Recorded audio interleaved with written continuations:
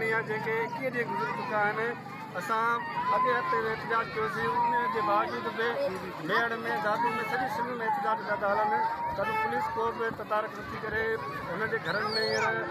क़यामत बरपा लॻी पई आहे। सो असां वरी बि IG सिंध DIG हैदराबाद ऐं SSP दादू खां वरी बि इहो मुतालबो था कयूं मासूम मुनियाणी उजाला खे जल्द खां जल्द बाज़ार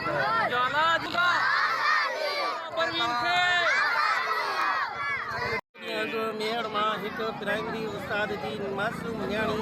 उजाला परवीन के मुबीना अगवा किया है, जैसी हिम्मत कहीं कंहिं बि हवाले से का भी खबर नथी पवे। असी हुकूमत सिंध सैयद मुहम्मद अली शाह CM सिंध साहब का, गवर्नर सिंध का, IG सिंध का, दादू ज़िले के निहायती बहादुर SSP मोहतरम सदाम हुसैन खासकर अली साहब जन के गुजारिश था करूँ तो तव्हीं हर पासे का जांच करे हिन मासूम मुनियाणी के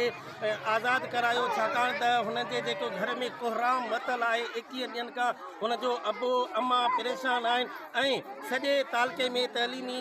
लिहाज़ खां बि उस्ताद साहिबान ऐं शागिर्दनि में हिकिड़ो तमामु वॾो जेको आहे सो